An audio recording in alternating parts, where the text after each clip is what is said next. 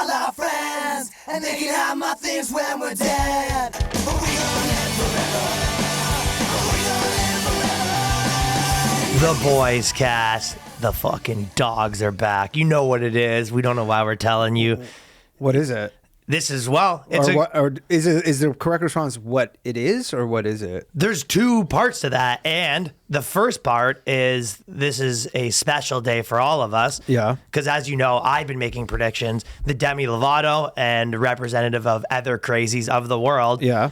I've been saying that, you know, these people shouldn't be out there talking about politics. They shouldn't be talking about, you know, what we can do as a country. These people, you mean crazies? The crazies. There's no situation where Demi Lovato is going to have the answer to the economy's problems, the racial strife in this country, the gender divide, and what to do about it. But what she can do is hunt for aliens. Definitely the alien hunting. The problem with the crazies, too, is they are the most opinionated. They're the most opinionated. They're the ones who are like, they think they have all the answers. And forever, you know, the college girls of the world, there was always some of them that really wanted to tell you how to run the world. But there was a good sect of them that were very focused on astrology, for example. Oh, I love astrology. They were focused on astrology, telling you what your sign means. They were focused on crystals, for example. Yeah. And these are good love things. A good crystal.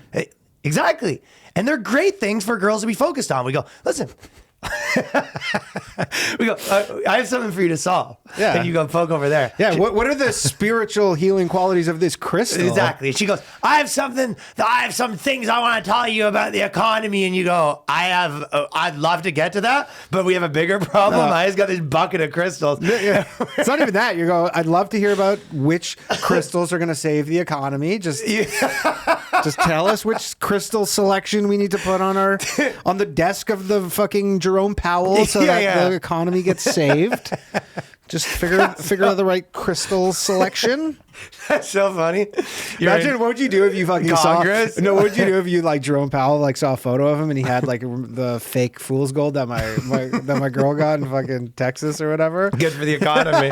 He goes, wait, is he doing the fucking prosperity fool's gold stone? Prosperity like he's so desperate, like he's so backed against a corner, has no idea. Like he's just like, I have no idea. His wife's like, you've tried all the other things, just try what I said now. Try the crystal. You know what? If it doesn't work, just humor me and try the crystal. Try the crystal. But you get up in front of Parliament or Congress or whatever, and you go, "Listen, I've like right before he's just holding the crystals, he's rubbing them as he goes. Look, inflation is it's transitory. I'm telling you, it's just temporary inflation. It's so crazy. It just might work. I have this crystal that's about to solve it. That was given to me by Mrs. Powell." Well, Demi Lovato, she's been looking for aliens right now, and she's hot on the trail. The aliens are actually, that's the thing. If you're an alien right now and you heard Demi was up, because they've been sitting comfortably, even when it starts to come out, when there was, what's that place that all the aliens were, where they Area 51. Area 51, for example. They were always hot on the aliens' trails, right? But they were never actually able to crack the case. No, and they're always like, oh, it was a weather balloon. The government's got a lot. The government's sort of covering for them, but the government doesn't want to know what to do really now that Demi's on the case, right? No. So Demi Lovato's out there, and they were like, fuck, we've been hiding this for the people forever, and Demi Lovato was about to get to the bottom of it. So they're shaking in their boots at the government, right? She got there with fucking Tom DeLonge. Tom DeLonge's, well, he's probably so happy. He's like, finally, some of the big guns are coming out. Yeah, he goes, I'm not a big enough celebrity. And he goes, yeah, so this is what Demi Lovato, so this is some of the updates that she's made. You've made contact. I have made contact. It's not been in like the ET phone home type of sense, but I have made contact by meditating and looking up and seeing things in the sky that weren't there when I started meditating. So now that you've made... This is huge fucking news. Yeah. I mean, stars like move and stuff. That's the thing, though. She's the type of person who would see a satellite or like a plane and be like, look at that star right there. It's moving so fast across the sky. She's chatting to aliens when she meditates. That's the thing. So she goes like this. I know some hippies who believe that too, though. They think they're chatting to aliens? Well, there's people who are like... They think the universe is sort of the DMT situation. There are people who believe that like once you really max out meditation, you can make yourself essentially achieve the same state as like taking acid or DMT or whatever. Like they're like, you straight up are like, you're like, I don't take acid because I can just trip. once I hit this point. I don't need in to. the I'm so good at meditation. meditating. I just go, No, "Whoa, but literally, bro." I've heard that from people where they go like, I can make myself just go. And on then a what full happens is you trip. get in touch with the aliens. Yeah. But it is funny though. They go, so Or you're just breathing so deeply that you're just like so close to passing out, and you're like, it also sort of is taking the easy way out too, where they're like, okay, we got this new show and you're going to go hunt for aliens. And she just closes her eyes and she goes, I'm one step ahead of you. I'm actually chatting with them right now. I got them on the horn. found them. Yeah, she goes, She's like the equivalent of like, remember that crossing over guy from back in the day when he's talking to dead people? Yeah, and he had all the yeah. people, and he goes, hold on, let me just chat to them. And go, they say they're good. And you go, okay, is that it? And he Those goes, guys "Yeah, are I got talking to them." incredible. That guy was the best one. I like the idea of just going to a medium and then make up people. You go, yeah, my grandfather just died 2 days ago, even though both your grandfathers are alive at the time. And then you get him, you get that guy chatting. They'll all give you a thing. That guy? Oh, Yeah. Well, that's the thing. The lot guy, of guys, I only guys want. are no. It's You have to go to a guy one now because I've been told. I think Ricky Velez is the one who told me this, that all the fortune tellers, a lot of them are just actually fucking tugs. They're fortune tugs. You mean the ones that like in the East Village or like around? Our Well, place? you know how you they're go. They're on the street. Like How many times have we had this conversation? We go, how's this place in business? Yeah. Well, that's how they're in business. They're all tugs. that makes sense. You get a fortune tug. Yeah. Do you know that? I did not know. He seemed very convinced. He's been like a New Yorker. It's weird that you would think that they wouldn't be like, you know what, we're going to give you a massage, a fortune. Like, why not bring them all under Well, the that's umbrella? the thing. There you go. You know, I'm going to give you a massage. You're like, well, I'm going to give you, no, yeah, well, they should give you a massage with your fortune. But they go, you know, I'm just in your past. You go, do you see anything hard in the very near future? Seems like honestly like a Nathan for you or something. Where Does you're like, yeah, seem you're like like, that. yeah, I'm like, my massage business is not doing well enough. You No, know, your have you- fortune have you business. or whatever, any of them. Have you considered adding like fortunes and tugs? Have you considered adding tugs to your real estate empire? Your construction business. Yeah, you go. It turns out I'm just a The prostitute house now. and tug. But they build your house for like 8 months, and then at the end of the 8 months, Yeah, like once I get all the permits, and I go, yeah, this is the last part of it. And just jerk you off. just sign this form and just do one more step, and the house is yours. You go, what? Don't you remember? It's our business for construction and tug. You know what would be a good one is a notary and tug. I like it. Because a lot of notaries, all they really do is they're like, there's a million of them, and you give them $100, and they have the stamp. Why not get a Right, tug and they while go, you're at but it? they're like, it's so competitive because there's how do you pick a notary, right? Right. You go, what notary? But if you have a notary, you go, all right.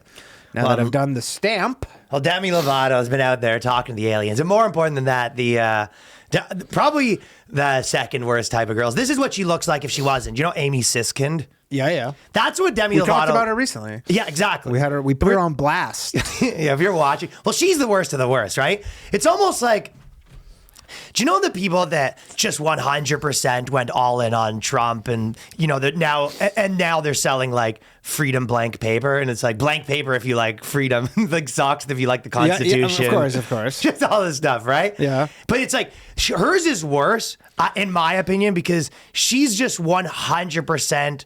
Like at least the like if you like freedom guys or the Constitution thing, it's not, the repercussions of it aren't so bad. Well, they pick a thing where it's like it's similar to how they go the anti-pedophilia stuff, where they go, what, you're like against freedom? Exactly. They take these things where like you can't be against them, but then they wrap all their bullshit in like alongside of it, and then you go, what, you're against freedom? And you're like, no, I'm not against, but all this other stuff you're getting pretty wacky with. Yeah, and I'm even more saying just like the corniness element of it, rather than. But this girl, it's pretty funny. If you check out her Twitter, she's the ultimate. She's kind of like Occupy Democrats, where it's like retweet of Trump's orange, and then, of course, you know, of course. quote tweet if he's an asshole. Yeah, it's like if he's orange or retweet. That's what or it is. whatever. Yes, Yeah, right. I It's messed up for that the whole analogy. The little vote. I felt like I was walking the plank as I was doing it too. I was really disappointed in myself. I should be able to do this. I was muttering on my words. But Amy's this guy. So basically there's this account like Defiant L's, and all they do is repost like back-to-back people's hypocrisies. And you see them pop up every once in a while. Right. What's going on? Oh, nothing. I'm just. What'd you just have? You just said hypocrisies. What's that? There's a lot of people right now who are like hypocrisies, philosophies. Yeah. I can't hear that word anymore. Nah, it is bad. Yeah. Without But fucking that. wanting to spit, you know? I know. But so she's done a whole bunch of them. Some of her biggest ones is when she's kind of coming at people being like, anyone who takes the Trump vaccine is a fucking idiot. I would never in a million years. That is by far that's the biggest best hypocrisy thing, right? Oh my God. Like Kamala, she's like, I would never take a vaccine. All of them, yeah. Yeah. And then, no, it's not even one thing. It's like the best is that they're now forcing you. They went from like, I would never, not to be like, hey, it's available. If you'd like to take it, go take it. Right. They went from, I will never take it to you have to take it. Right. So most of the people there's so many people in the world where you're just like, I could convince this person to fucking do anything. Like all these people. Because there's two ways to look at people like that. The one way to look at people like that is to get mad. And then there's three. The other way is to look and get funny, or to think it's funny. And the third way to look at people like that, where you're just like, dude, I could fucking like run the world so easily, where you go, like, how easy would we have start a cult where you go, people like that, if you had their ear for a week, you go, I could convince them of almost anything and they would die for the cult. Oh, yeah. And you could convince them of stuff that they thought was true a week ago is really not true for the cause right now. Mm-hmm. So you could get soldiers together if you want to take advantage of the fact that people like this exist, right? I think it's called gaslighting. It's a very effective technique. Right. I would So give them, what you does could she work gaslight for? them with a fucking Dutch oven of gas too, right? You put them onto the thing and then you start fucking, you go, just 10 bean burritos deep and you go, this doesn't smell right. And they're like, no. that's a Dutch oven of gaslighting.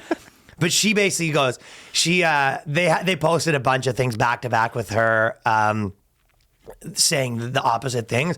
And then she posted a big thing being like, these places are a hub of misinformation, and they're just sent their trolls after you. And go, and she just kept saying that they're misinformation hubs, but all they do is post your tweets. Oh, that's like That's so it's funny. like a joke Twitter account They calling post, them. but it doesn't even like say anything. Yeah. It just says, Straight up, here's the here's two things that you said.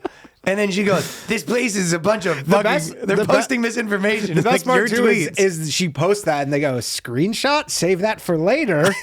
Yeah. And then we're going to post it again. No, it's just an Weird endless fucking cycle. Yeah, totally. But you were What did sort she of, work for? She used to be. I was looking like at a her thing a HuffPo little or bit. something? Some bullshit like that. But she writes for a bunch of different places. But also, she used to be like a hedge fund person. Oh, she's like okay. up there in the finance world, and then she left it all behind. Leave it all behind to, change the world with her tweets. Yeah, but you were sort of mad personally because you said you were found out there's a new commercial that Santa's gay, and you came in huffing and puffing. I was like, I could not believe Santa's gay. So you came in, Danny came in, he goes, this is what's next? I can't believe that Miss Claus is just his beard. This is what you said to me. You go, what's next? The Tooth Fairy's Italian? Oh, so first, this is what happens. First, they make Santa Claus gay. Next thing you know, they're making the Easter Bunny a fucking Gentile. It's like I lost my fucking tooth, and under my goddamn pillow is just a big meatball. So yeah, but this was one of the ones where I think that people need to get better at not falling for these, because again, it goes back to my theory of finding it funny. But it's like, so basically, they did this big commercial, and this is in Norway. For the post office. It's for the post office. It's like, you know what it is? Like, this is like the classic, like, you just give people, like, government a budget to do know. stuff, and they're like, nobody's really reining them in or anything. And then, Nobody's rating them. And this is the only thing they can do where, from a political standpoint, they can be like, we're on the right side, even if you make a mistake. Of course. So you make a mistake and you accidentally do something in the name of wokeness, you're like in less trouble than if you're accidentally racist. Right. But I anyway, wonder if their meeting with someone was like, what if Santa's gay? And they're like, I love it. And they go, Oh my what if he's also God. Muslim? And they're like, probably too far. Mm-hmm. But they came out. So people are, I think that there's a lot of people posting. I don't know if the backlash was as severe as they want it to be, because I think people There's no maybe. such thing as backlash when it's the government, though. Like, you can't, like, it's like CBC's backlash is a similar What are thing. you gonna do, boycott What are you them? gonna do? Boycott Not the pay your- post What are you gonna office? do? Not pay your taxes? Like, you're gonna fucking eat your gruel and you're gonna like it. Every time you go to the post office, they have a big photo of Santa with his fucking stroking his cock. Yeah, just like a massive, just like reindeer transplant. He's coming cock. down the chimney in a ball gag. That's where it's going, right? But I guess the idea for the commercial was, and New York Post, by the way, is so extra. Sometimes they go, Norwegian Post puts a homo twist on the yeah, they got good. This is what New York fucking Post says. I saw Mama kissing Santa Claus. And then, so someone's writing to Santa Claus, and basically they're saying they're in love with them because they, you know, all they want for Christmas is Santa to come fucking give them the gears, right? And then It's a 4-minute commercial, by the way, too. But you know how you give Santa milk and cookies? Yeah. His cookies, like the box of cookies with his, he does the, yeah. the popcorn trick with the cookie box. Santa's here. Go open the box. Open the box, Santa. Oh, you here for your milk and cookies? Yeah. It's in my fucking, right there, Santa. Grab one. Oh. You like that, Sam? Looks like two of us are getting a present this year, doesn't The way it? they kiss in the commercial, too, because at the end they kiss. And they're like, That's when your fucking steam was coming out of your well, ears. no, I was just like, it's just like so funny because you're like, you'd think it would be like a really like super gay kiss, and you could tell it's two straight guys kissing because they're like, Oh, you saw they were straight people in the roles? yeah. It didn't do it for you. You wasn't believable enough for you to fucking get No, rock which hard. would be a big scandal in Norway that they cast straight people as gay. I was doing this show this week with like fucking all Italians. Did you do that? No. What? No. Oh, you went to the Brooklyn Comedy Club after. So basically, this I Italian, saw. Yeah. this Italian family rented out the place. I was there, right? I got there at Okay. the end of it. Full Italian family, and they rented Dude, out. they're like tracksuits and stuff. Exactly, Yeah, right? yeah, So like- Chris Scopa, who's in a bunch of the videos, very Italian. You should have seen this guy. He knew all the cheat codes. He's going up. He's doing the equivalent of like, oh, we got Dolphins fans in the crowd. And I'll speak a little slower, right? yeah, of course. But I go, he was going hard. He knew all the cheat codes. Telling at one point he goes, you got an Uncle Richard here. He goes, oh, we do have an Uncle Richard. He goes, we all got an Uncle Dick. He knew that they had a guy named Richard in the family. It's an uncle. Not that crazy. I don't know. He knew the cheat codes, but then I go, No, but the Uncle Richard, like, that's an Italian thing. He Like, knew it seems that- like that's a common he name. knew that they had an Uncle Dickie, man. He knew. Oh, Dickie, yeah. So then also, which I guess is an Irish thing, but for some reason he knew. He goes, maybe every family's got one. For some reason, maybe they just call him that. I had a pretty funny thing, though. There was a dad there who kept talking or whatever, right? And I was like, oh, this guy's old. I was saying that is he putting in performances, some version of that, right? And then he goes, oh, buddy, my dick's so hard I can hang laundry on it. And then I go, yeah. And then you look at the wife and you go, hey, it's two things you won't touch. I was fucking. I was in like full boom-ch mode, right? But anyways, these guys couldn't have been happy when they find out Santa's gay. They were literally like, "Is like, are they like shooting an episode of Sopranos?" And this is like the fucking holding for the extras or something. I want to tell these guys though, they just fucking show this commercial. They just come up, full Italian family, you just show this commercial. You go, hey, what do you think of this new Santa thing? We're gonna show it to your 10-year-olds. What do you think? Santa comes out, he goes, boom, chicka, boom, boom. The best would be a Guido Santa. They go, "Hey, how's it going?"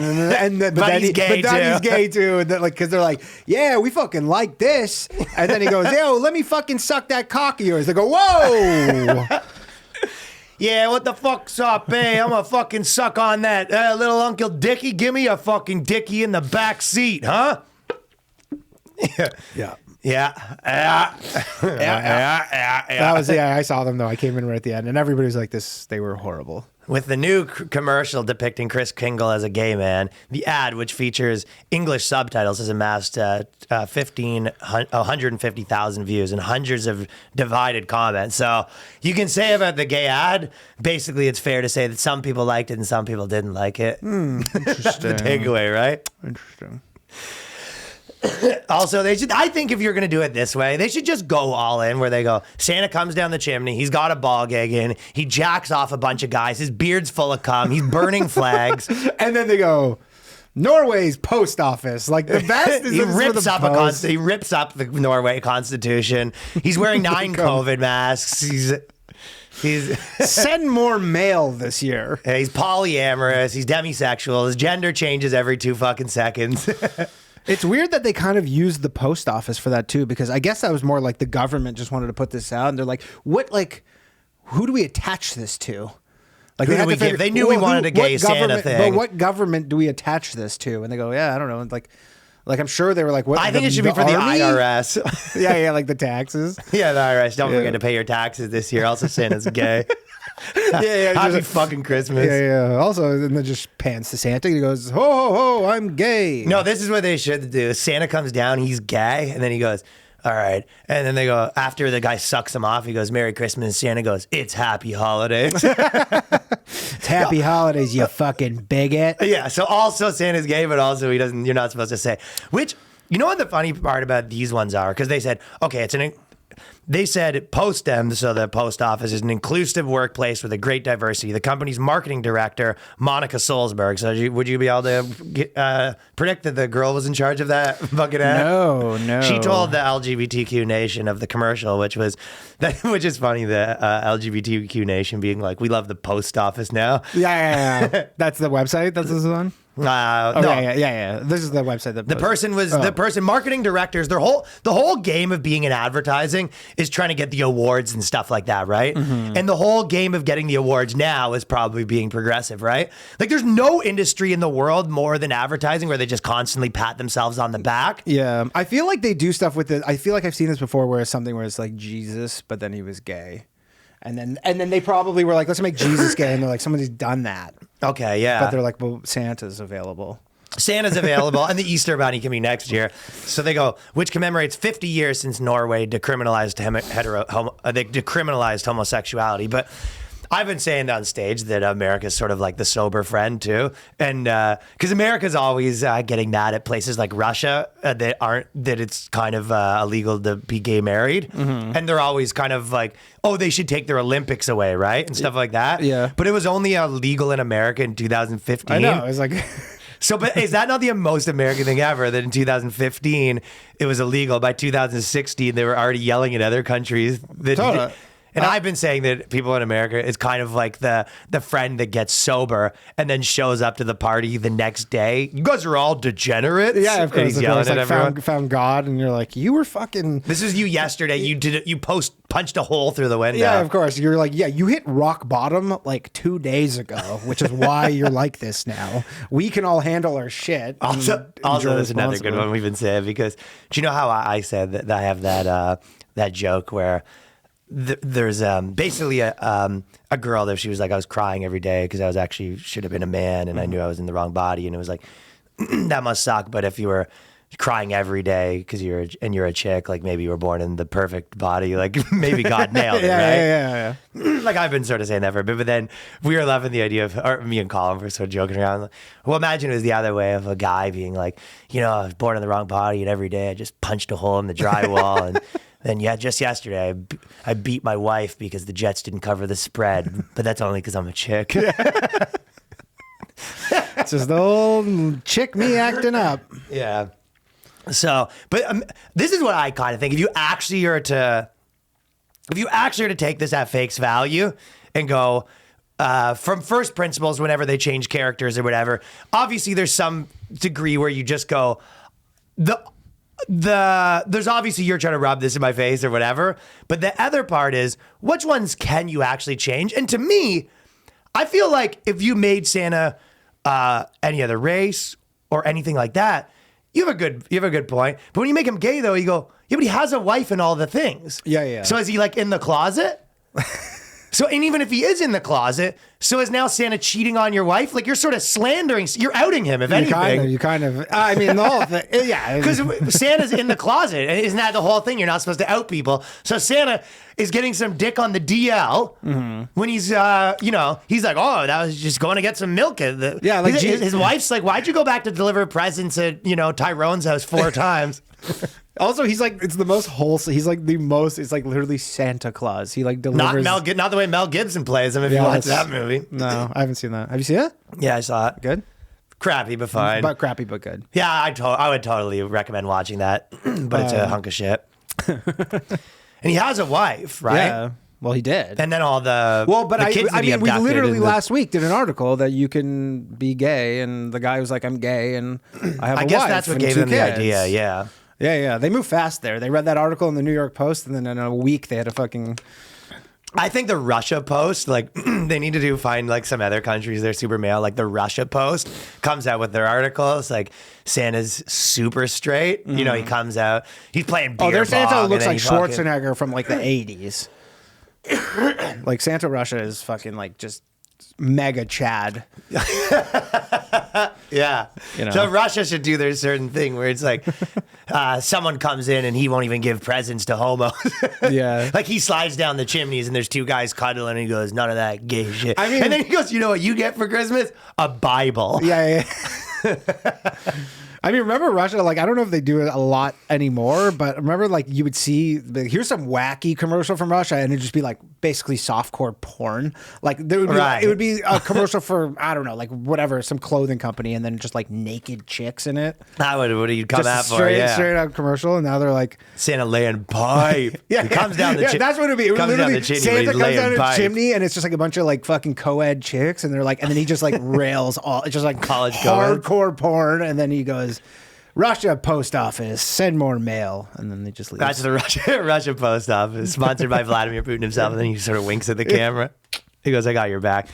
Well, they go, anyways, finally, unable to contain his love, they start making out. And that's when Danny fucking finally blew They his weren't gasket. making out. He called They his were just- mom they and were he just goes, like- you'll never fucking believe it. Santa's gay now.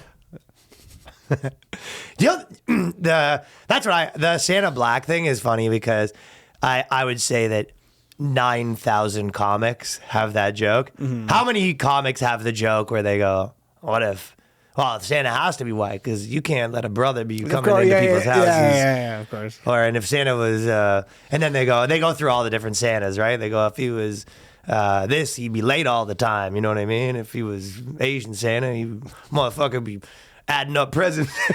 Do they ever have mall Santas that are non-white? I'm surprised like they're not coming Yeah, I think for so, that. yeah. Like they'll have just No, like they a do, black yeah. mall Santa. Yeah, for sure. You think that they don't have that? I don't know. I'm I mean, Jewish. there's pedophiles of every race. I don't know.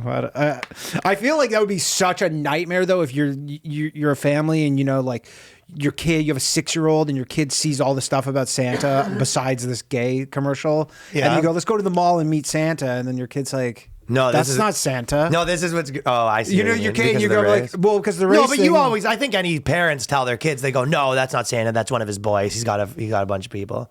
I thought the whole thing is when you go to the mall, you're like, you're meeting Santa. I was never told that. My parents were like, never- "Oh no, Santa has his minions." So I'm just sitting on a minion's lap then. So what's the point of this then? I'm getting a photo with a fucking minion. What the fuck am I doing, Mom?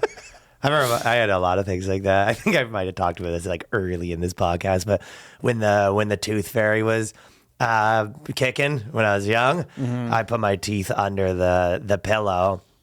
But I didn't tell my mom because I had my suspicions, and I was like 6. And then I woke up in the morning, and I came back I walked into my mom's room, and I was like, "Yeah, see, so I knew you were the tooth fairy because I didn't tell you, and I didn't get any things." And she was like, "What? You're so weird." Like she's, you know, like my mom was There like, you go. You walk in, you go, busted. "I did, yeah." I She came goes, in. what? You go, I fucking busted you. Well, also my parents were like, "Okay, well, I guess you win because you don't get any more money for your teeth then." Yeah. And I was like, "No, still, you got to pay up. You got busted, bitch." And she was just like, "What's wrong with you? Like, just be a normal kid." I remember And I was I- like, "Yo, stop trying to pull the wool over my Yeah, eyes. yeah, I knew your fucking story didn't check out. Yeah, why don't you just stop lying to There's me? a fairy coming in my window, Mom. I'm not fucking stupid. Now give me $5." I remember I had a loose tooth, and I was like, "Oh, this is coming out. This is the only thing I remember." Cha-ching. No. Danny comes out. Danny comes back into his mom's room. He's got all his teeth out.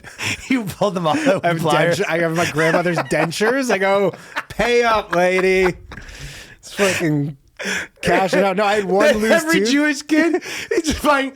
They found out you can buy teeth on the black Yeah, market for 50 cents, and you get dentures. $1 for them. Yeah, your mom's like, you've lost 44 teeth this month. People don't have that many teeth. Something's not quite adding up. I don't know, but The Jewish kid black market for teeth.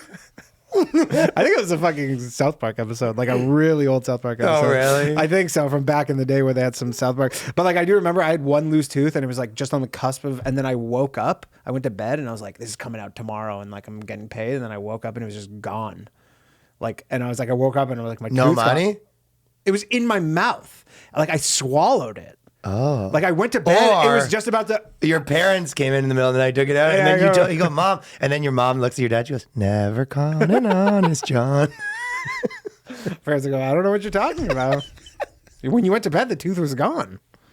I remember I was like, I remember taking apart my bed and stuff too, looking for this tooth. Right. Like, where the fuck is this tooth? And I was like, oh, you swallowed it. Oh, that must have hurt you. You had your fucking. Were you trying to puke it back out? No, but I was fucking. Dude, I was like a fucking like drug. I was like a drug mule. I was like shitting in a fucking sieve, and then I was just like, it's got to be in here somewhere. I was like a gold fucking panhandler. I was like, come on, it's got to be in here. A Jewish kid. And I was like, I found it. I was like, it's just a corn. A Jewish kid just having a fucking conniption. Did your parents give you the money after all? Probably. Okay. I don't remember. They go, a deal's a deal. A contract's a contract. Deal is a deal. Okay, so there's this article on the Reddit that calls everyone low value males, right? Love the fucking female dating strategy. Not like the high value males that subscribe to the Patreon, which by the way, I have a lot of good ideas coming up for the Patreon. Nice. I was thinking about doing like a Zoom where we Zoom with everyone on the Patreon for like 5 minutes and release the whole thing and get that'd be cool. Yeah, like get maybe Tony Q&A or something. handle the yeah. Kind of, whatever. I had a whole bunch of different ideas, but moving on. The fucking this article that thinks everyone's low value males. Basically, this is what they said. The worst person for ladies. What they do is they give each other advice of men to watch out for. Spoiler alert, it's most of them. And they said, they have a problem with bros. They said, the homosocial or brosocial is the most common low value male. They said, he's the guy who's very bro focused. His priority is the love, respect, and adoration of his fellow bros. Boys. They're calling you low value. They go, any bro at all, rapists and abusers, they don't even care, these type of bros. They go, they can validate this guy's broness. His self-esteem and image is external to his self. And then he gets met with his needs from his bros. Yeah. So that's their big thing. So yeah, sounds pretty gay. Yeah. All my needs are met by the bros. Well, there's so much to unpack. A lot of unpacking happening. I'll tell you, I've always said, so first of all, I'll say the most simple thing is what this person is really talking about is a young dude. Yes. Or like the alternate, like the guy who's 35 getting married, but he's like in his mind still in college. And he's, like you bought a house with him, you're getting married and like you have the wall of like empty beer cans. You're like, come on. Wall. You're like, but you're like just all this stuff. You're still in college. You have a fucking yield sign like stapled to the wall. Yeah, but most of those guys are with a girl who was still just that also. She's still talking about her fraternity days. But they're like, she's so he's like, not low value to her. That's a perfect match. Yeah. Right? That's true. But you are right. It is funny being the guy with the funnel on your mantle. Yeah, when you're 40. You're like, like just all your empty fucking like 40s. And me and my friends, when we used to live in the Parkdale with the house with all the boys, we got rid of all the bulls and everything, and we just had dog bulls. Yeah, I should like girls who get so. It used to get girls. Honestly, a lot of this stuff was like to bother girls. Yeah, that's fine. Like, it was like one thing when you're living in a house with a bunch of dudes, but it's like, well, this is the thing. They don't know how to. They don't know how to like separate that. First of all, a lot of it's to be funny, and yes, yeah, for sure. Also, a lot of times the girl that fucking you're dating might also find it funny. Or you might stop doing it. And second of all, so the original thing where she goes, oh, you get all your needs met from the bros, right? If anything, there's different needs that you get met from different people. And me and Waldo used to always talk about this, the idea that whether or not you need your chick to be your friend, to be honest, it is going to define your life. Like if you have a girl that actually is pretty reasonable to like watch things and do things you like with, then maybe you might not need that as much somewhere else. Like you might be able to just have your friends have that and then maybe you work alone or something like that. Whereas if you fucking aren't hanging out with your friends that much and your chick's not someone you like hanging out with, then you probably need a social work environment or you probably need to hang out with your friends more. But sometimes we've even said, where it's like, you know what? You can do the chick where it's like, she's not really your friend. It's like more, the Albert Einstein deal. What did he say? He like had he literally made his wife sign a contract super based, where like he would like she had to have like food ready for him, and like she like made like he basically gave her a job description on paper. This is the smartest man ever. Too. Yeah, the smartest man ever. You know, I don't know, this is not the dumbest man ever. Right. So if you are going to be that, you probably do need, but if you are younger and you're hanging out with all your friends, we used to always kind of say is like, I don't really need the friendship thing for my friends because I live with my dude friends.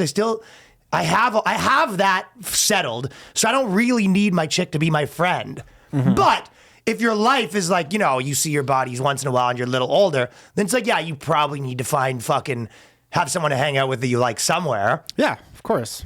I mean, some of this stuff does seem obnoxious, but for the purpose of being obnoxious. Exactly. Yes. And they go, the other thing that this person is sort of saying is like, oh, this person gets all the needs from their bros. They're sort of saying everything. So they're referring to someone that is essentially low self-esteem, sort of, right? Mm-hmm. Which is sort of like the B unit guys. Yes. So when they say the low self-esteem, like, you remember Louis' joke where it's like there's the getting pussy guys and then there's the one guy at the back that's always like, wait up, guys. Yeah. And then I always think it's funny when there's like a crew of like guy number 7 in a crew. And we used to always call them the B unit, killer bees. Like whenever you see 3 guys where you go, all these guys are guy number 8 in a different crew. Of course. And you go, B unit. It's our boy JJ with the gross crew. You call that that's not a B unit. That was definitely a B unit. No, B unit's like... A B unit's a guy that like blends in. Like, and normally, if 7 or 8 guys are hanging out, you probably don't even hear from him all night. He just sort of sits there. You go, oh, he's here? Yeah, that's the B unit, right? Yeah. Like, wild people are B units. Wild people are a different thing. They're the wild card unit. The wild card unit. That's true. JJ's crew's more a wild card. Yeah, that's true. They are a collection of all wild cards. Right? Yeah. Yeah, JJ, like, other guys like him, that they're all wild boy. Yeah, they're crew. Yeah, right? But when they're sort of saying this, it's like they're really referring to like low self-esteem guys, because they're a lot of people when they're saying, oh, the bros, they're trying to get their bros validation. What they're leaving out is it's actually not about validation. A lot of times it's competitive. Do you know what I mean? Where you go, it's like, oh, they want their bros to like them. It's like, no, they want to beat them. Yeah. They want to be like the top. Yeah. So sometimes, guy. Even if they were talking about like getting pussy guys, right? It's like they're just doing it to like impress their friends. No, they might be doing it to beat their friends. Mm-hmm. Another thing too that is very important context is the people who wrote this thread despises men. They hate them. Like literally, this is the type of woman who like would get pregnant and then get an ultrasound and they're like, oh, it's a boy. And you're like, abortion it is. Yeah, she's cutting it out herself. Yeah. She's like the opposite of the fucking Chinese system where they abort the chicks. She's the reverse of that, for sure. Yeah. And the people like this also just don't understand balance in anything, where it's like, yeah. So this is, they had 2 specific scenarios that they were unhappy with. Yeah. Which they thought they were low value males. Yeah, low value males. Shout out to all the low value males. Shout out to the low value males. Yeah. They said one recent examples from the sub.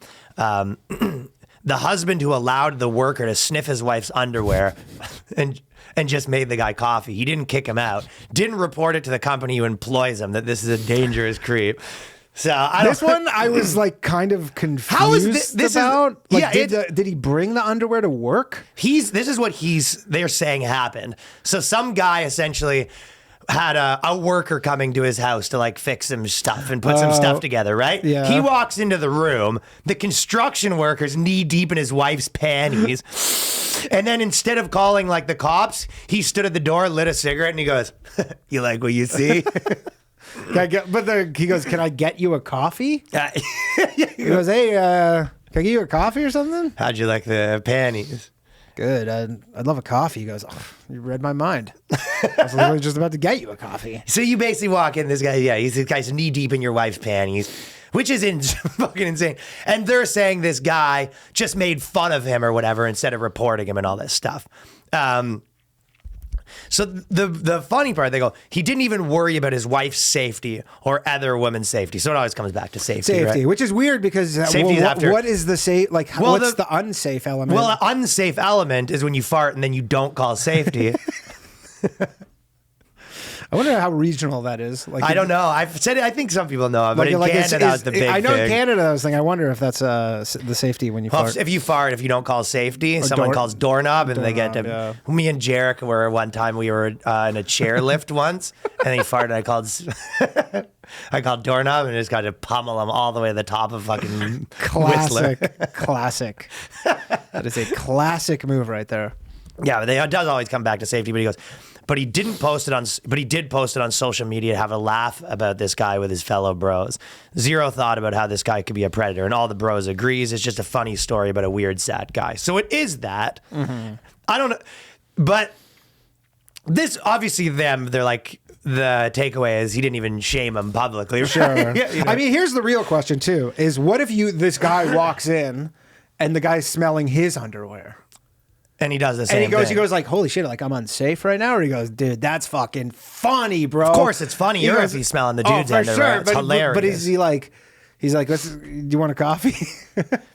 So I think this goes back to the original part where we were sort of saying that these people can't look at anything not through a binary because they go, well, it was like disrespectful to his wife. This guy's a low value male, all this stuff. It's like, well, that depends on what his wife thinks.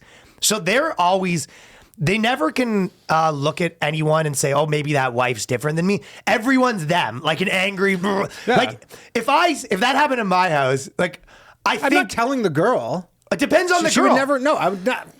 I mean, I guess it depends on the girl, but I'm like, that's what I'm saying. It depends on the girl. That secret dies with me and the fucking cable guy. You would, well, I think I don't know what I would do, but there is a scenario where I might be like, No, I would probably hey, be what like, the fuck no, are you doing? for sure. I'd be like, yo, what are you doing? But I don't think I would buy him a coffee. I think I would walk in and be like, yo, dude, what the fuck are you doing? Yeah. Like, if anything, you owe me a coffee. Yeah, bro. Yeah, go, bro. Put the underwear I'll down. go, Go bro. make me a fucking. Go put on. What a are you pod. doing? But there is a little bit of a scary element too. I do agree where if you walk in and a construction workers knee deep in your wife's panties and you catch them, a part of you is like, this guy could lash out. Yeah, yeah. I go, what do you? I'm sure. I feel like he's more likely to lash out if he posted on social media. Yeah, It is an if there's unstable anything man. construction workers don't like is being shamed online. Yeah. But it all depends on what the wife thinks. Mm-hmm. So this specific thing, and I don't even think this is like a guy that's trying to get validation for his bros. It just depends. It's just like, this is an insane story who anyone would share. Yeah. And you go, there's two ways of share it. You share it like a mother where you go, this happened and blah, blah, blah, or you share it when you go, pretty wild. Like, Yeah, for sure. You go, I fucking walked in, the dude's like just just inhaling like the deepest. so I think that is the biggest difference between dudes and girls sometimes. When dudes tell stories, they usually try to find the funny part and tell them like it's funny. And when girls tell stories, they tell it Like they're victims. Like it was like the worst thing that ever happened to them. or there's a moral there. Yeah. Yeah. But you know what I mean? Have you ever been talking to a guy and he's telling you a story? You're like, how's this funny? And they're like, it's not funny. It's just like a interesting thing that happened. I go, I'm not here to hear interesting. Yeah. I got enough fucking friends who tell me interesting things. Let's go with the comedy, pal. My girlfriend's. That's what I have. I get enough interesting things. Yeah, I got a lot of oddities and interesting little anecdotes from the old girlfriend. Let's go with the humor, pal. Well, that's the thing. Is always my advice to girls is just remember, tell your thesis first, because what's the point of this story in one sentence? Is it that this person's an idiot? Is it that this funny? And then tell the point of the story first. And then if you can't, you go, well, I think you might need to go back to the drawing before you tell it if you can't get to the bottom of that. I mean, that'd be a pretty sick piece of advice if we had more female listeners. No, I know. Well, I'm just telling the boys what advice to tell the chick. Yeah. So you go to the girl, you go, that's like, it's the smallest thing that'll save them so much trouble. So this is example number 2. And they go, the man who ruined the wedding day for his new wife. When asked if he would take her as his wife during the ceremony, he stopped the proceedings to have a huddle with his bros. So, legend. I would just like to say that's insane. No one over 40 is doing this Fuck stuff. no. Dude, that's the same. First off, that is the same kind of wedding where like like everybody comes out, like, the wedding song is like the Stone Cold fucking theme song. It's like and they're all coming out and they're like, the dude's fucking ripping his sleeves off and shit. You're like, that's sick. just like that kind of wedding. Or the Harry Potters or whatever. It's like insane. Where you White go, like, trash wedding. Yeah. My dad getting married at the fucking Toronto Maple Leafs game. Yeah, exactly. Like it's kind of like the huddle where he goes, "Do you take?" And he goes, "Just one sec." And then like you go over to the boys, you go, "Boys, what do we think here?" Like I know. like the whole. It's so stupid. I mean, first off, it's lame because well, it's most obviously importantly, planned, they so were you're like, doing this this to go viral to some degree too. Right. Like they're doing it for a hot TikTok. But second of all, I think I go back to my original thesis where I bet you this chick like and her fucking fratty friends were also thought it was Of fine. course, no, 100%. Like again, the I was wedding, just at a wedding and they were like doing kind of a little bit of this kind of stuff. like the weddings where they have the Stone Cold theme song. Everyone's on board. Nobody's Yeah, like, it's always "What the young f-" weddings. Yeah, well, young weddings, but it's never like, "What is this?" Everybody's like, "Oh!" And then like the Undertaker when the chick comes out, bong, and it's like, "Oh, Yeah. she's in the building." Exactly. So they How many weddings do you think have ever had the Undertaker music play at them? I don't know. Probably like a not. I've never not actually seen that insignificant one. amount. But I'm sure it's happened. they I would love You May Now. No, what they should do is they go, "Are there any objections?" And that's when the Stone Cold plays. The ex-boyfriend comes out. Dur, dur, dur, dur, dur. That'd be amazing. Because weddings are like sort of a funny endeavor to some degree, right? Like every speech, there's the couple girls that try to go for the heartfelt, but even then they mostly get lines in. Like everyone's trying to kill. Yeah, and it's the easiest, like, it's the easiest audience of all time. because The amount of people, nobody yeah. wants to see you bomb. I had the white trash, my mom's white trash, my uncle. He wore the white person Hulk Hogan do-rags. Yeah, yeah. So he wore the do-rag. Bald? With like jeans and basically like a shirt. Yeah, he's bald and he wears Yeah, the do-rag. Yeah, I know. Yeah, he's got the skullet actually. Fuck yeah. And then he went, he doesn't drive, so they were driving him home and they couldn't get him to go. And then before he went to the open bar and he was arguing with them to try to get like 7 or 8 like travelers. Yeah, a couple of road. Like, we can't just give you a case of beer. Yeah, he was trying to get roadies from the open bar before he got driven home. My mom was having a fucking fit. yeah. She was like fucking, she left in a bit of a fucking tizzy. Yeah, she wasn't happy with that. No, he wasn't stoked. But yeah, they go. But he did post about it with social media. The bros all agree. This is no, that's the other one. Sorry. They pretended to publicly assess the wife's worthiness in front of everyone. Well, everyone laughed, and then they pretended to all agree that it was okay for him to marry her. Legend. 100%. This is the type of girl that fucking chugs beers and shit. For sure. No, there's no way this is like. First off, he ran Kim this Kardashian. This was planned. This was like, there was like a run of show or whatever. This was like, of course, they on do a the fucking thing. yeah. He goes, "I'm gonna do this funny bit." You know what? And by the way, 90% of weddings, all the jokes are the expense of the guy. Of course. 90% of the jokes are, "Oh, he doesn't deserve her." Yeah, the whole because- theme of the yeah. wedding always is the guy doesn't deserve Yeah, her. it's never like a roast where it's like, "Can't believe Tom's marrying this fat pig." We're just like, what? 90% of weddings is that, right? Yeah. Of course. They're always giving the guys the gears. But also this chick who's writing this, like there is this element of like not knowing like wrestling's real, where you go like, like this wasn't spontaneous. No, That's what I'm saying. She doesn't They know. think every girl's them. That's the thing. They think every girl doesn't have agency. Yeah. And they think every girl's them. You go, "You girls shouldn't like this." I go, "Yeah, there's lots of different types of girls." And this girl probably thought it was funny. And if she didn't. Also, you're gonna die alone, so maybe take a fucking clue from the women who are gonna have. Yeah, I wouldn't get do married this. and have kids. But again, if I was 21, I might. Now, I wouldn't do this kind of shit. Dude, No, of course not. yeah, it's like funny fucking kid shit. Yeah. Instead of publicly declaring that he wants to marry her and that he loves her, he made it all about his bros having a fucking bro laugh. To be honest, all your bros fucking came to the wedding. Everyone came to the wedding, and you do have to fucking at least give them a laugh. That's the least you could do. Everyone came to your stupid wedding. For sure. They're all about having a laugh. So watch out for bro social men. Is his primary concern always what his buddy thinks? So A, they're mostly kidding. B, it's mostly young men. Yeah, for sure. I mean, the thing is, once this gets an old thing, it's sad. Yeah. Like it's pretty sad. Unless everyone's in on it, and then if you're any sort of like external spectator, you're like, "This is really sad." I guess there's nobody. Nobody I'll really tell you what it knows, is. but- If you see a guy that's like 50 fucking doing the huddle with his Oh, bro. like on his 4th marriage, and he goes, "All right, this is 4th time's a charm, but let me just run it past the boys. First 3 didn't go so hot." Can't really afford this wedding, boys. Bring it in. Anyone doing that kind of shit Yeah. too old is funny. Unless it's like, that's the joke. Yeah. That like we're way too old to be doing this. For sure, yeah, I guess. But you're like, I don't know, like the wedding, fucking like the ceremony. It's like the ceremony's 10 minutes. It's like it doesn't need fucking Yeah, comedy. your dad doing this on his second marriage. Yeah, it's like, with his college friends. Yeah, like requires zero comedic relief. It's the ceremony. I would feel definitely weird if like if at this age people come in, they go huddle in. Like, do you think I could have her? Do you think I should be with her? I go, let's just get your wedding over with, everybody. It's like a whoa with your last name. I go, everybody bring it in, and you're like, I don't. Yeah, all right, okay. Well, fellas, we're taking a quick break here to tell you about one of our sponsors, Bespoke Post, new sponsor, boxofawesome.com. And if you haven't checked it out, this is very cool. So this fall, get back in the swing of things with Bespoke Post. It's here with a new seasonal lineup of must-have Box of Awesome collections. And if you go check it out, it sounds weird. They really are very cool. And you can mix and match. And basically, you get a box. So it partners with small businesses and emerging brands to bring you the most unique goods every month. So no matter what you're into, Box of Awesome has you covered. From autumn craft beers to cozy threads, camping gear, essentials.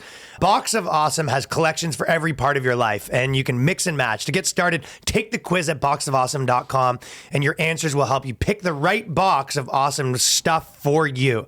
They release new boxes every month across a ton of different categories. It's free to sign up, and you can skip a month or cancel every time, and they send you them. Honestly, I kind of didn't know what it was. I went and checked it out. I thought it was very cool. I got ones coming now. Each box only costs $45, $70 worth of gear inside. Plus, with each Box of Awesome, you're supporting a small business. 90% of everything that comes in your Box of Awesome is from a small up-and-coming brand.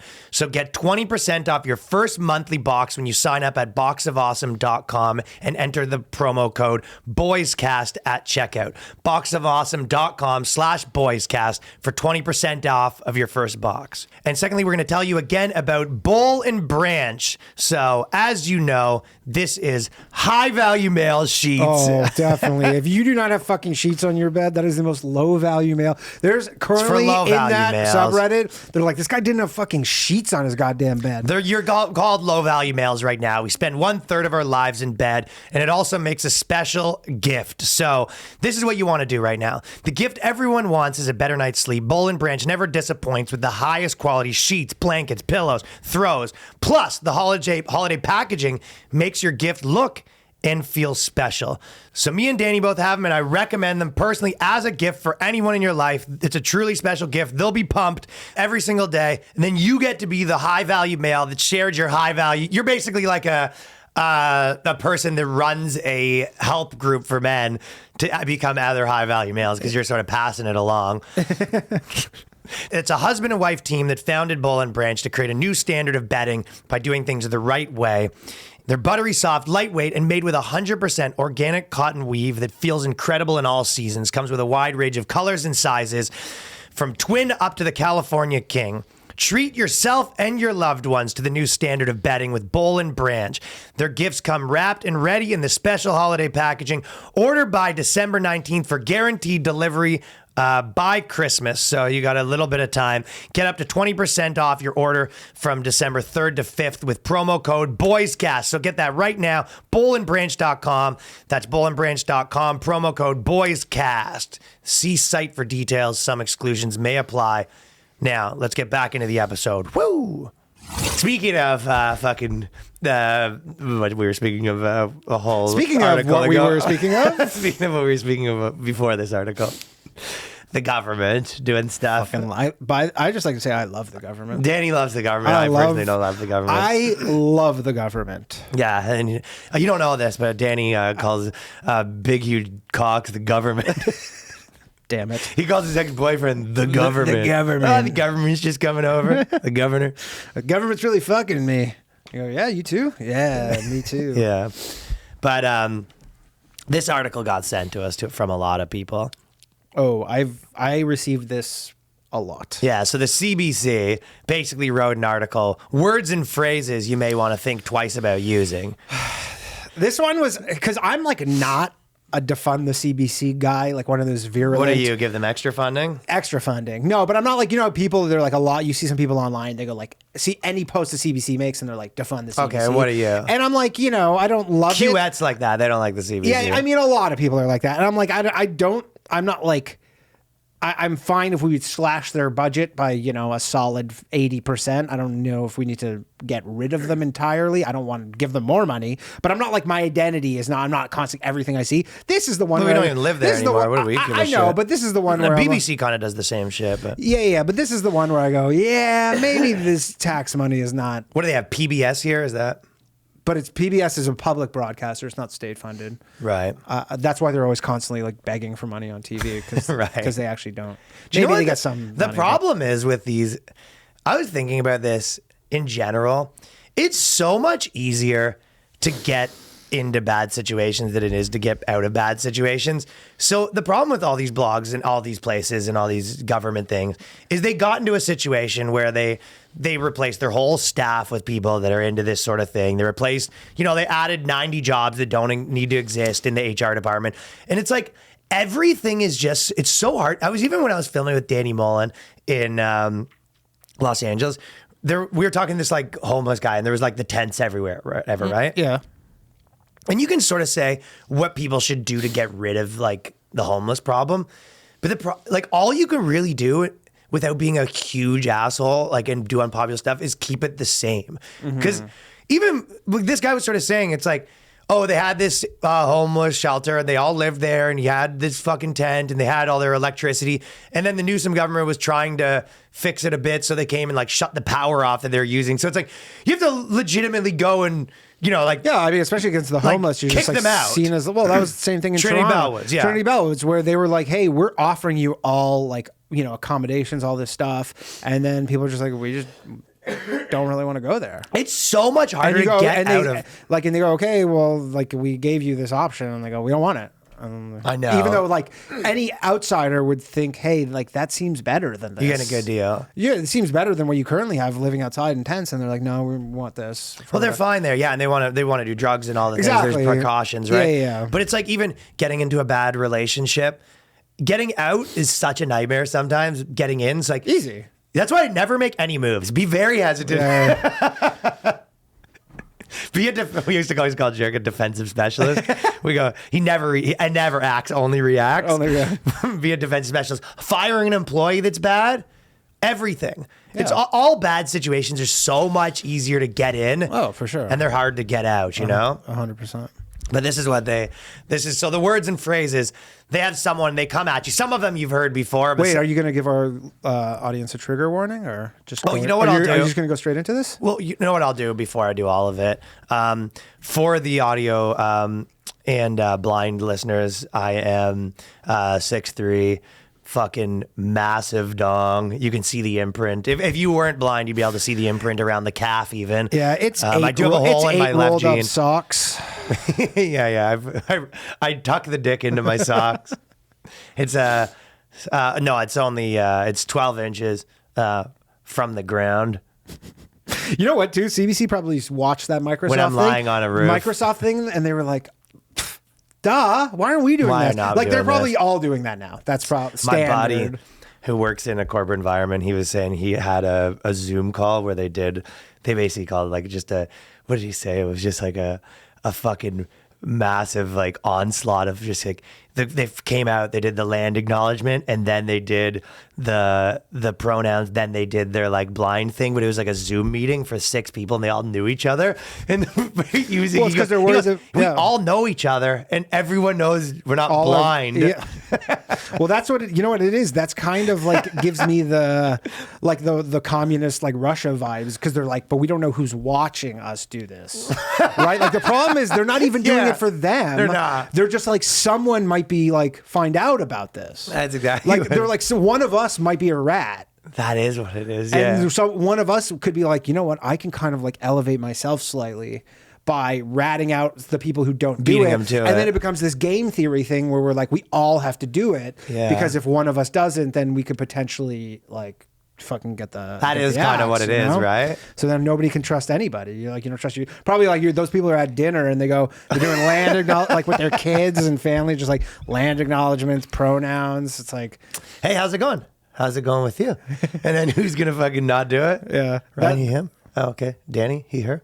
Ryan. Oh, okay. Interesting. Ryan, 6'3". It's like Trevor, how was school today? And he goes, school is okay.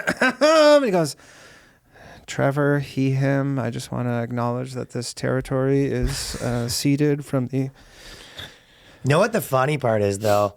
What I was sort of saying to him, even though it's the craziest one, saying, hey, I'm Ryan, I look like this or whatever, that is to be honest, the only one that's the one I'm most willing to do because I acknowledge being blind is a real problem. Of course. I go, I'm not doing a land acknowledgement before I do things. I'm not going to, say my pronouns. That's crazy. Yeah. But I go, if someone's blind, I actually wouldn't have a problem with describing what I look like to a blind person. I mean, I'm fine with doing it Do you know as what I long mean? as women of all shapes and sizes have to do it too. Honestly. They're not the same thing. I mean, at what point you go like, okay, what's your weight? Yeah. You go, I'm blind, right? girls Ryan, have to say their weight? Ryan goes, I'm a white man. I'm 6'2". I go, okay, that gives me a bit of the picture. Weight now, please. How funny is this, Danny, though? You meet up with a girl and you're pretty sure she's putting on weight. So you bring your buddy who's blind out. And you go, hey, this is my blind friend. If you want to just describe. And then she goes, I'm Susan. I'm, 6'3". And you go, He doesn't really have a good idea of what you look like, Susan. If you wouldn't mind. Because I'm wearing a red dress. And he goes, what size is your dress, Susan? We're going to need the poundage, Susan. Your blind friend's in on it. But it's just your boy with sunglasses and a stick. And he's like, you mind if I get the poundage? I'd be more willing to do that one. That's all I'm saying. Yeah, for sure. I mean, if you know there's fucking blind people, I guess. Yeah. Well, if you got that's a real thing. Mm-hmm. No one. If I go up and then I go, I'm not saying I don't want to say my pronouns, and you go, you're putting people at danger. I go, no, I'm not. Yeah. But if someone's blind and they go, hey, we're blind. If you wouldn't mind describing yourself so he knows what you look like, you can put like a face to the name or whatever in his mind. I go, sure. I wouldn't go like fuck him. I would go, yeah, that's fair. Yeah. But I thought the whole point. I'm not gonna do it on constantly. I guess that was like originally they would just touch your fit. They'd be like. If it's an alternative, you go, yeah, that's the thing. The blind person, the other option is just doing this to your well, face. the other option is touching your face. So then he goes up to the girls, touch the face, and he goes, okay, and what size are the boobs? And she goes, I'd rather not. And he goes, oh, we can do it old fashioned. Old fashioned lady, I like that. Honk. That's not what I meant. Oh, He goes, nice. all right, well, if we could just do the land acknowledgement, we can get started then.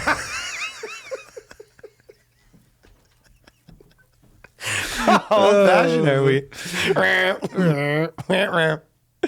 All right, let's just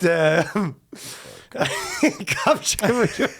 Do a cup check here and then we can get on to business. let's get on to the land acknowledgement. They said, have you ever casually used the term spirit animal, first world problem, or spooky? It might be time to rethink the phrases and remove them from your daily lingo. So spooky's out. Spooky's out. That's the First one. world problem is like the ultimate, just like kind of like basic chick thing too. Where They're all like, chick things. Yeah, So this has nothing to do with us because they go, listen, I'm never saying spirit animal. yeah, I don't exactly. They're like memes. The only people who are really affected are the type of people who have like live, laugh, love on their wall. Like those are the people who are being most affected by this. Well, the problem is with all things. This is what I always say. I'm like, listen, you're allowed to fucking tell me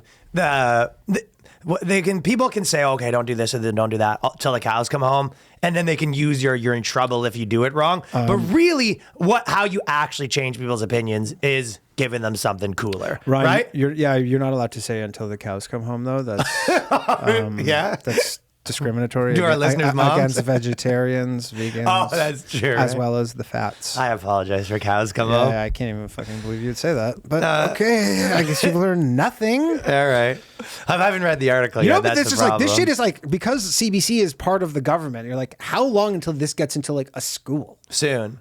Like it's literally an extension of the government. And you were saying like how this is crazy, but like, and you know how the CBC got caught up with this or whatever. But the problem is they were always so far left to begin with. Like it's never like they were central and then or centrist or whatever, and they're like, oh, we're gonna bring in these like kind of like woke like college people, and then it's like they were so far left, and then they're like, we need to bring in like the farthest people on the left, and now they're just like, yeah, you can't say cows come home. They did go all in.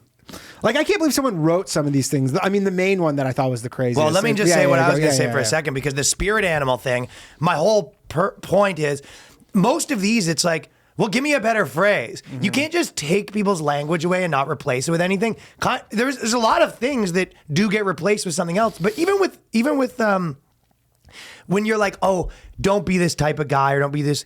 The best way to show people that their ideology is stupid or the thing is do something cooler. Yeah. That's how music gets changed to a new thing. There they go, this is cooler. That's how fashion changes, right? Yeah. So they're like spirit animal and powwow. They go, oh, you can't use these words because they're different cultures. And they go, solution, alter ego, or soulmate. And you go, yeah, that doesn't mean the same thing.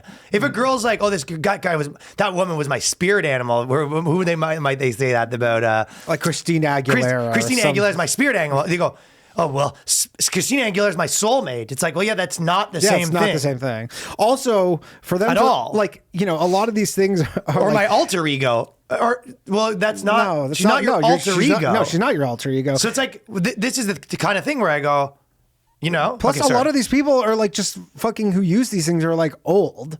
Like imagine like you go to some dude 60-year-old from Sudbury and you go, hey, you can't call like the fucking guy at the gas station chief anymore. And he goes, yeah, well, I am. So what do you think? I'm gonna like changing that now? Did you see? Dave, remember when we were in LA? Me and Danny were at the restaurant beside our hotel. And there was this gay dude. That was so funny. He was like non-binary, probably. He was like very androgynous, non-binary kind of guy or whatever. He's like short hair, but he had like fucking like. And then kind of without that, like I wasn't trying to do this on purpose, but me and JJ were laughing about that. Actually. He gives me the menus, and I go, all right, thanks, buddy. Hey, if I accidentally call him buddy twice, just because I kind of always call people buddy, and I'm like, hey, do you mind if I get the menu again, buddy? And then like I guess he was like seething. Fucking hey, bud. Yeah, and we were like in West Hollywood, so it was like pretty like tons of just gay people. We're in like, yo, buddy. What's up, buddy? Yeah, he just had to take it. Yeah, and he was he didn't flip out. No, he was cool. It was whatever. But yeah, I called. It's like clearly that guy's not like being called buddy. I feel like anything that's not like that's inside a service like scenario like that, you can make up for it as long as it's not malicious with a good tip. Yes, like correct. as long as you don't say something crazy racist or whatever. Like some people probably go blog about it, but yeah, but I mean they go microaggressed today. Yeah, someone called me body on fucking female dating strategy. Yeah. Well, I'll say it was interesting to see what they replaced spooky with. Like it was what's a replacement for spooky? I don't know. I was thinking creepy, but no, it's not creepy. It's not creepy. No, that's the problem, right? Scary, I guess. Scary is. But scary is different. Scary's like higher than spooky. Scary's like you're scared. Spooky's like it's a little spooky. Yeah. There's like some. Yeah, I don't know. So they said, etymology is the study of the origins of words and the way their meanings change over time. The fact that you said it, oblivious to the etymology, doesn't automatically make you a bad person. So the thing you're saying, the worth. But there's two parts of this. One, so they're saying, if words change, they go, you know, the fact that you said it obviously doesn't, you know, just oblivious to this new thing doesn't make you a bad person. And it's like, okay, so if they say words change over time, that's kind of the argument. Well, then shouldn't that defeat their whole argument? Yeah, of course. You go, then they've changed and they don't mean this anymore. Because you're right. They go, well, it's changed because it used to be okay to say and it's not. And you go, yeah, and it's also changed where it used to mean this and now it means this. Yeah. Like their whole argument is sort of circular in that way, right? Yeah, also, I don't want the fucking CBC telling you what words I'm allowed to say. Like, fuck the off. Government should stay out of the word. Yeah, like again, you're right. I mean, it's the Jordan Peterson thing. But it is the government. It's like the government's being like, here's what words you can say from like a fucking 22-year-old chick who just graduated university. And then the other part where they go etymology. So it's like the fact that there's like they're trying like associating this with like a study where you can have like gender studies, philosophy, etymology. There's gonna be with PhDs and telling you which words you can fucking say. Absolutely. You know what I mean? There's a name for this now. Where By you the go, way, I'm an etymologist. What does that mean? Oh, you can't say meat anymore. That's an example. I was watching this though, and like reading the story, and the one thing I took away is being a fucking anti-racism trainer would be such a sick job right now. Plum gig. Because you're like, they go, yeah, this pays 20 grand, and you go, you just like you do the thing where you just don't say anything. You go, 30 grand. You go. Well, Like, you're you just accusing make- them of being well, racist. just whatever. It's like they're just on it. The moment they're hiring you, you have like so much fucking So much leverage. power. It's like the you're best like, gig. yeah, they're bringing you in. You go like, imagine firing the anti-racism guy. Yeah, good luck with that. That's a fucking position for life.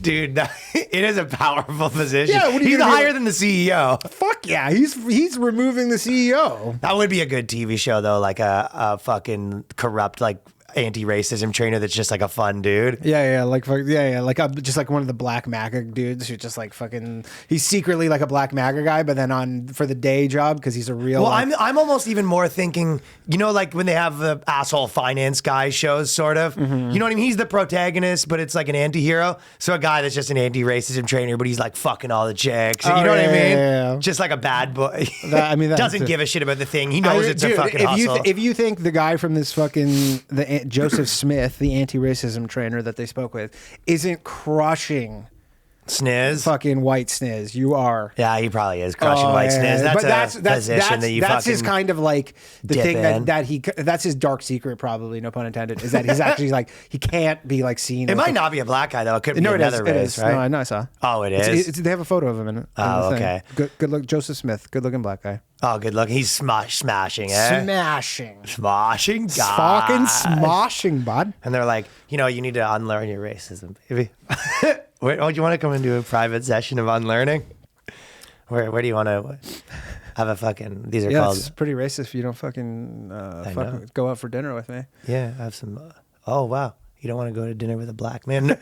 I mean, I'm sure your boss would love to hear about this. Yeah, who's kind of like, But they have who I'm kind the of their problem boss, is so they probably have one of each, right? So they have the anti-men, like the anti-sexism person too. So then the black guy's like, maybe you go to dinner, and then the anti-sexism's like, excuse me, and then, like they're all at war. Like the anti-sexism trainer and the anti-racism trainer probably at they're war kind- with each other, right? Yeah, they're kind of just like hoping that race and sex, like, you know, they're just like, They I hope probably- everything wins. They sit at the opposite sides of the corner of the office and they just glare at each other. Like every meeting, the guy's like, "Hey, I just want to make some changes to the copy in our press release," and then she's like, "Well, I also." Yeah, like- yeah, I've been noticing a lot of racism, and go, I've been actually noticing a lot of sexism. So I guess it depends which one we care about. And you go, we care about both. And you go, And then there's like an indigenous one too. Like, you go, well, half of the people in the world are women, but they're not. Half the people are. yeah, so yeah, if you do the math, you go, okay, well, even if your grievance is 60% less, there's a double the amount of people, so it actually even. I don't think the they're coming out sexism with trainer that, isn't doing not math. that kind of logic. No. Sexism trainer the isn't doing math. Yeah.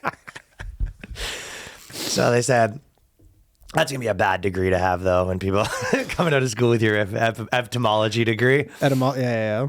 But you know what? It's not a bad degree. Anti-racism trainer. I bet you could get your accreditation in like a weekend. There's probably a lot of people trying to go for those jobs, and yeah, they are. But you get it in opening a up. weekend though.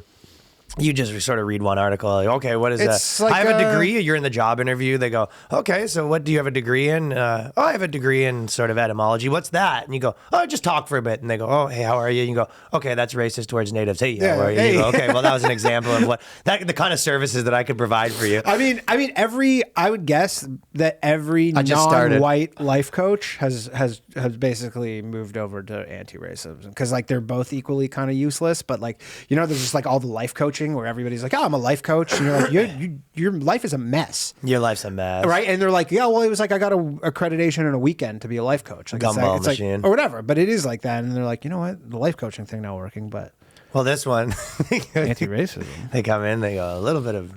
I noticed there was a lot of black people there, and a lot of white people in this office. And then they go, "Okay, you're hired. When do you start?" And they go, "I just did." Yeah. So they go. It's not so much about political correctness. I think it's more about empirical accuracy. That's what they said.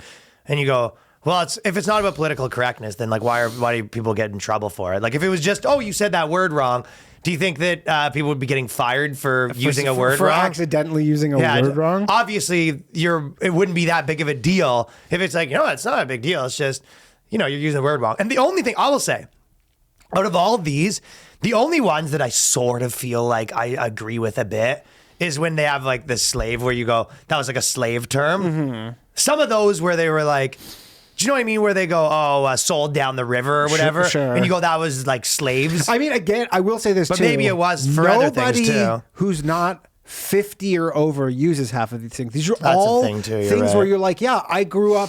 I learned this term when I was a kid, and the person I learned this from was born in the 1800s. Like, I heard this first from my grandfather who was born in the 1800s. Right. It's a term. Well, they didn't like grandfather didn't either, by the way. Well, yeah, that's a grandfather didn't. I mean, the funny one was the ghetto. They go, you can't say ghetto. They didn't like ghetto. But they made it a Jew thing.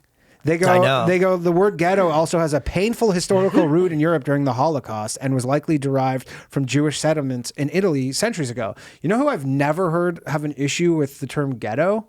Jews. Yeah. Ever in my life. I've never heard that. Well, I think that what they want you to do. I mean, and again, I know who they're actually have an issue with the term ghetto. They're just trying to not be on the nose about it. Of course. Because obviously it's no pun intended. Yeah, but but no Jew has ever been like, I'm sorry. Do you think Jews have ever gotten mad and say we don't want you to use the term on the nose? I mean, that's probably up next.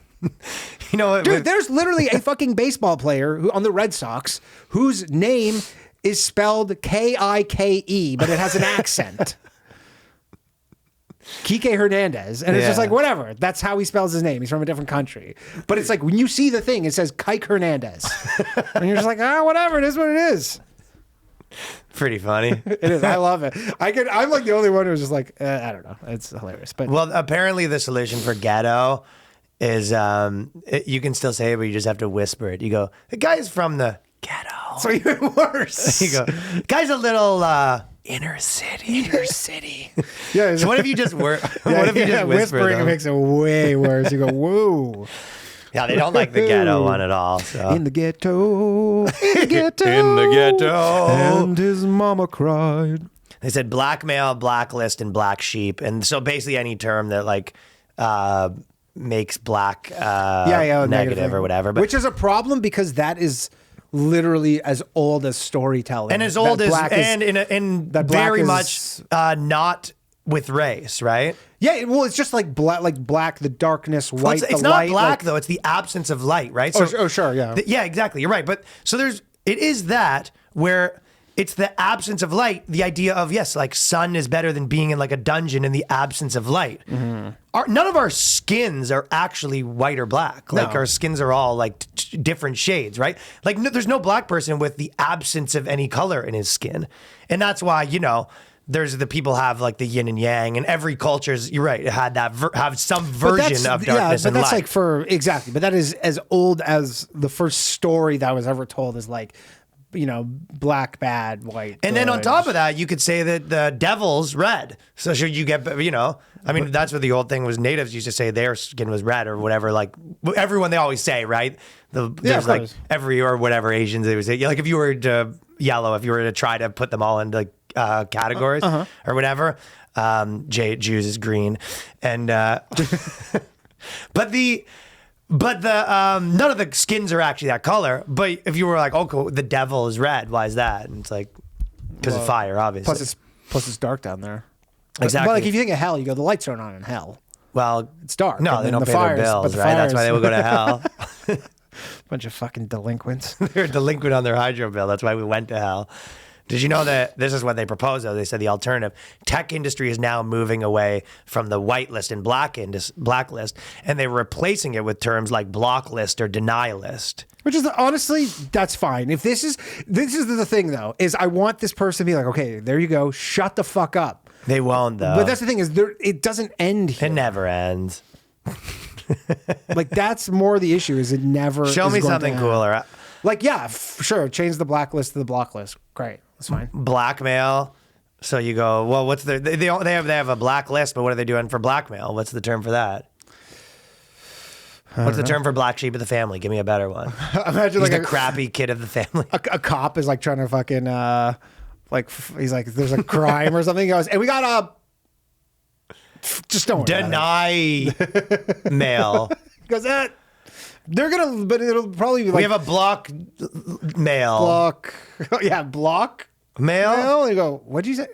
But again, these are the same type of person who's gonna be like, you can't say male or female. More like female, probably. But that's next on the chopping They must block. hate the band The Darkness. They go, the issue here, there was a DJ recently that changed their name that made a big stink about it. I couldn't remember. Fuck. They go, the issue here is that all these negative terms, said Joseph Smith, the anti-racist trainer, connotate evil, distrust, lack of intelligence, or lack of beauty, the absence of white. So that was with they want to get rid of all that. The term spooky, used to sometimes refer to as a ghost. They said that used to be a derogatory term when you call someone a spook, a soldier in World War I. But again, I'm on board with all these things. Not necessarily, but I will say, because it does fall apart even in their own system of why all the words have to get replaced, because if you go words change, then words change. But you have to provide something better. They haven't done, they always tell you to do the work. You have to do the work. Yeah. You go, do the work to find me some new words. Because that's the only way I can replace, as soon as I find a new word, I go, nice, I'll use that word. But also, it takes like a lot of time and change people's, like, you want to change a culture's language. Well, this is when they get really it's not about just like updating dictionary.com and you're like, that's it. Well, how does a word get into like the lexicon, right? It's like, yeah. Like, how it's did like everyone a meme. start? It's a meme, exactly. It is literally a meme. So you basically are saying, remember that thing that went viral? Because how does the term gets into language is it goes viral? Yeah, you'd be like, forget that. It's what the industry does with like movies and all that stuff, and it's what the industry does with comedy and music and everything. They go, know that song that's going viral?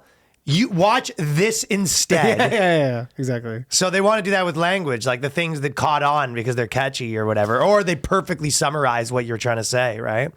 But this is when they get wild. They go, brainstorm, blindsided, and blind spot. Brainstorm was the one where I go, that's insane. And they said the prefix blind is often used in metaphorical terms like blindsided, blind spot, and the blind leading the blind to describe the limitation of sight. So I can see that being offensive to people who can't see, says Julie Cashman. Cashman. Cashman's how good is Cashman as a name for a diversity trainer? The best too though is the name's Cashman. With the brainstorm one is so they said that the person, Julie Cashman, a member of the disability community. So, because like this woman just had like a word limit. They go, okay, say anything, it's got to be 1,000 words, right? Okay. Like you get the word limit. So then she's like, okay, I got like the easy ones, spook, blah, blah. And then she's like, brainstorm. And then she has to call someone who's like a disability advocate and be like, who has a brain injury and just say like, hey, what do you think about brainstorm? And she's She like, had to call so she's many. like, what? Do you like the word brainstorm? She's like, what? Can I get you on record being offended by the word brainstorm? Brainstorm? And I go, yeah, my head hurts. And she goes, I'll put you down as a yes. I'll put you down as offended. I'm gonna pop you in the article as By the way, offended. I love this. I didn't even pick this up until I'm reading it right now, but just this line that she said, Julie Cashman. about blind spot, where she goes, I can see that being offensive to people who can't see. Wow. Must be nice, Julie. Yeah, must be nice, Must be fucking Julie. nice that you could see, huh? It must be nice that you could see. I mean, literally, Fuck you, Julie. that is fuck you. That is the same level of offense. That sentence. I know, yeah, you can as see. blind spot. You go, oh, you can see that that's offensive? Oh, it must be nice. Well, it's kind of that some people idea can't that- see, Julie. That's the same as when when they do you go, let's do a brainstorm here, and they go, well, it must be nice to just have a working brain. Oh, wow. We work at a bank. We have work to do. Yeah. That's the thing with all of it. It's like some jobs aren't for some people. Like if you hire a roofer and he shows up in a wheelchair, you go, I don't know if there must be a miscommunication here. And he goes, no, just get me up there and we'll be good. Just you got a pulley or how are we going to get me up there? If you can get me up on that roof, we'll be good. You know what I mean? He goes, "Yeah, can you just once you get me up, can you just lock my wheels? Otherwise, it's gonna be." I've been talking not about this a good. bit on stage, but there's the all-girl moving company. So I was saying, AKA a terrible moving company. But it's like, has anyone ever been moving with their chick and being like, "You should start a company doing this"? You're nailing it so much. Yeah, once the tears start flowing, like inevitably, when she gets so frustrated with moving that she starts crying, you go, "You know what you should do? You should start a this company." professionally." Yeah. And I was saying that, well, if that's not sexist because they're worse at it. I go, if it's an all gay moving company or an all Mexican moving company, you had like a problem with it. That would be a bit weird. But to be honest, if I'm going to hire an all girl moving company, it better also be an all gay moving company. yeah, 100%. Yeah, you want them all in overalls. Yeah, all of them in overalls. They're straight from soft. They have softball, so they want to get it done quicker. Yeah, totally. But yeah, Big, beefy brainstorm. arms. So if you go, hey, do you guys want to do a quick brainstorm here? And they go, wow, some of us don't have fucking working brains. And you go, okay, well, let me know which ones because I don't want them involved in the brainstorm. Because we're gonna have to fire you. You can't work here. Yeah, I guess if you're not capable of doing the brainstorm, we'll probably have to fire you too. So it would be good to identify. Like imagine which. you're like at an engineering firm, you're like building a bridge, and you go, "Let's brainstorm how we can make this bridge stronger." And someone goes, "Some of us don't have working brains." You go, "People are gonna die." Some of us don't have working brains, Danny. Yeah, the women. When you say brainstorm, it's offensive to the women that work there. We can't just use our brains, Danny. You ever heard I of? want to know what this chick left You on the ever heard of chopping emotional block, intelligence? on the chopping block floor. What got left out on the chopping? So Yeah, the well- last one they said it was dumb and lame. They don't like, and that's offensive to women. The gypsy one is one of the few ones where I go, yeah, like I remember I was probably in elementary Yeah. school and everybody They've would been say, trying to get rid of gypsy for a while. Yeah, for gypped, and you go, and then someone was like, gypped came from gypsy. And you go, oh, okay. Yeah. But then again, if you meet anybody who's had really any encounter with gypsies, you go, yeah, it's about right. Well, especially at that time, I guess, right? In No, certain I'm places. not What, they're like talking- pickpockets or whatever? Oh, or dude, something? all over fucking Italy and stuff, and like Europe, they're like, yeah, they're literally like people are like if you go to Europe, people are like, yeah, watch out for gypsies. I dated a girl that was gypsy and she was nuts. Yeah, dude, they're like, Django Reinhardt, What? Django Reinhardt, the jazz. No. You've never heard of him? Oh, he's sick. There's a movie I heard about him. He's a super famous jazz musician from like the 30s or something. There's a movie Sweet and Lowdown, and it's with Sean Penn, and it's about him. But so Django Reinhardt was like one of the best jazz guitar players of all time. He had this like super like deformed hand, and he was like a gypsy, and they live in like these like trailers, and they're kind of prideful about not having education. Like they're all just like kind of like they're very like street smart, Yeah. and they're like very like we don't, and he couldn't like, and it's common. He's like he couldn't sign his own name. Like he just like straight up can't, and they're just like, yeah, we get by fine. Interesting. But yeah, well, yeah, gypsies- musician's a good thing, but if you are going to be a musician, beware, you're not supposed to say tone deaf anymore.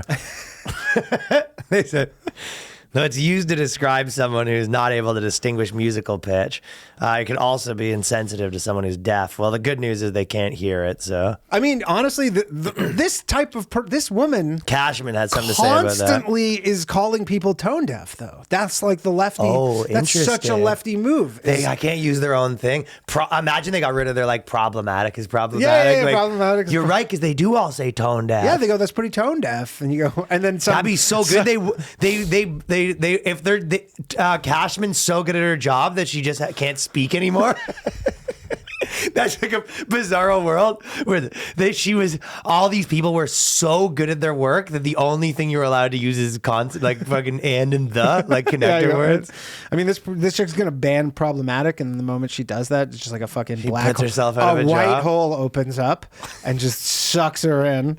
Cashman suggests that descriptors like musically disinclined instead of insensitive or other suggestions. So she says that instead of tone deaf, you go, that guy's fucking. And this isn't. We're not even Should talking that guy about be a the deaf singer in the person. band? Nah, he's a little bit musically disinclined. They like that instead But of we're tone not even deaf. talking about like a person who's disabled. They just lack a gift. Or even online, yeah, someone says something, you go, that's a little bit musically disinclined. But also, you're like, if you call someone tone deaf who's literally tone deaf, but they're not deaf. No, they're not deaf. Tone deaf is just like you're not. It is a real thing, You're not yeah. gifted musically. Yeah. Yeah. Lots of people don't have gifts. I don't know. Yeah. It's crazy to be like. I mean, again, this I'll is. tell you who does have gifts are fucking goomas. Oh, hey, yeah, oh, wow. Keep your mouth shut, eh? She goes, So anyways, that's back to the original thing. She says not all about being PC. And then she says crippled and lame are the other ones that they don't like. But that lame was always, the lame and crippled was the best one because they go, it sort of gives you the impression that like, you know, having no arms is somehow worse than having arms. And you're like, yeah, it's objectively worse. Yeah. Also, lame has not been used to refer to disabled or like whatever people for 50 years. Well, they say some people just think of lame as a cool slang, you know, and they think the cool guy is just saying lame, right? And they go around. But I don't think they really understand what it means. They just think it's some cool term. But for me, when I hear that, I definitely know what it means. So that'd be tough to just be in the know like that, just walk around tormented and no one even knows. But right? like, there's maybe a handful of people left on Earth in like who are disabled, who are so old. Oh, I'm lame. Yeah, my son's a little lame. Who are so old where they go, someone they hear lame and they're like I've been hearing that my whole life. Right. Or No one's ever been heard lame if that is no, in a wheelchair. nobody in a wheelchair is like hears lame who's in any age under I don't know 70. Well, and their last one that we'll talk about is crippled, and they go, it's more of a verb, but they go, what they said is, I've even seen this word used in the Bible. So the Bible has some problematic language. Yeah, cancel the Bible. Don't And even what get me they said started on what the was, Bible says about fucking gay marriage. they want you to use the word disability or mobility issue. So do you think that do you think that would work if I say that Danny's stock advice mobility issued me financially? Mobility issued. I've been mobility issued. Listening to Danny's fucking trade advice on Mudsu's fucking mobility issued me. So, anyways, this is what these people are up to. I would honestly love to be a fly on the wall on this girl, assuming she is a girl. He'd be a fat ass fly. Ryan, that's on the list. It's on the list. You can't say that. Okay. Can't say that. It's on the list. But I would love to just be around her friends and like just see what kind of conversations they have. my God. Because they do like first world problem. Like that's, I guarantee they're using stuff like that. I guarantee. Where they go first world problem. Well, we got a lot more to talk about on the Patreon this week. If you want to check it out, patreon.com/theboyscast. Thank Only you for the hanging out high with value us. males. High value males over on the Patreon. People loving the high value males. Peace. But we gonna live forever.